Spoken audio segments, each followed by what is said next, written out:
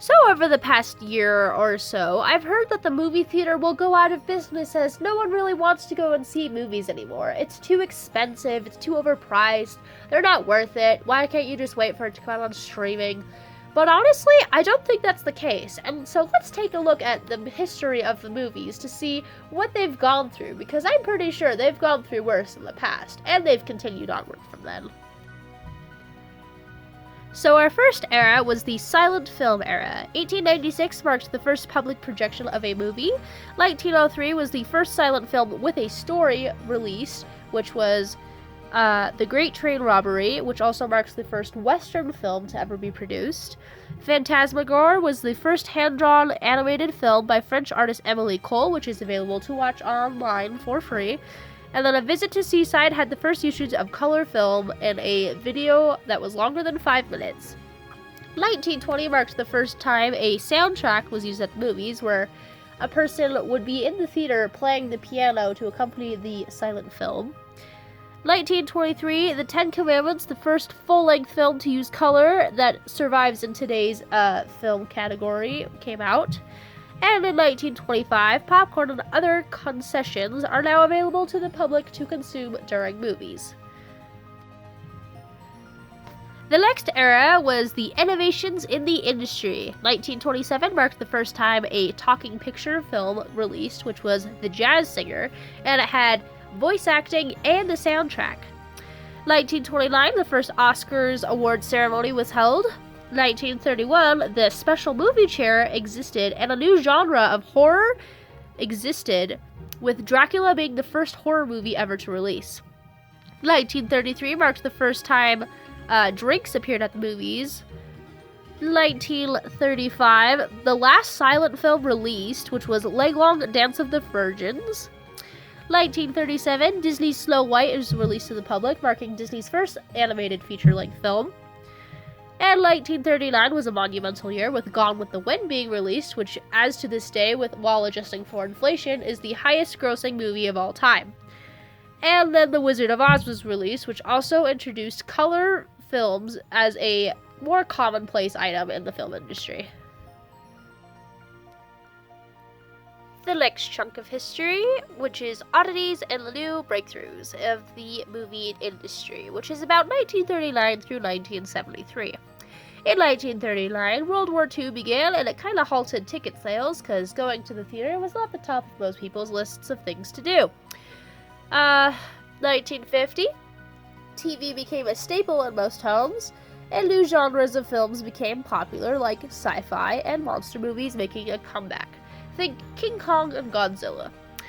In the 1960s, smell-o-vision became the popular fad of the era, where you would go to the theater and they would pump scents into the air to make you smell what the movie would be smelling like. Honestly, it didn't last very long, and it was gone before 1975. In 1963, you could now go to the mall to go see a movie. 1970 marked the first IMAX movie, and the dollar theater became a popular place to go because tickets only costed $1. And 1973 was the first CGI film, which was Westworld. It didn't use a ton of CGI, but it was the first of its kind. Up next, from 1977 till 2005, we entered the franchise era, where in 1977, VHS tapes became available for purchase, so now you could watch your favorite movies at home. And Star Wars also released its first film, which, if you look at the numbers today, Star Wars is one of the highest grossing franchises of all time. 1982 marked the release of Tron, which used a lot of CGI, and it would go on to inspire Pixar's Toy Story. It also prompted the movie industry to start using more CGI in their films. In 1997, people could now buy DVDs, and the movie Toy Story was released, which caused a lot of movie companies to see the potential in CGI animation. From 1990 to about 2005-ish, franchise films became staples in the industry. Such examples include Fast and Furious, Star Wars, Marvel, Shrek, Ice Age, and lots of others. 2002 was the last year of high ticket sales. Every year after that wouldn't see as high of ticket sale prices. And in 2005, movies could now be viewed in 3D at all movie theaters. Lastly, we enter the modern movie era, which is about 2007 to we don't know when, where in 2007, Netflix began its streaming service. Prior to this, it was a DVD mailing service, but now you could watch things over the internet.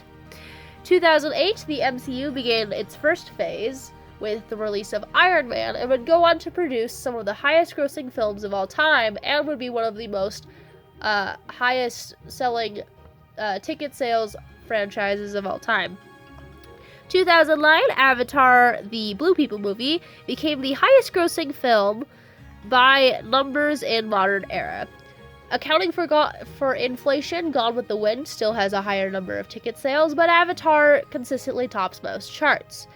And it is in a constant battle with Avengers Endgame about which one is the highest grossing film. It changes every couple of months depending on what movie is released where, but overall, Avatar is still the highest grossing film.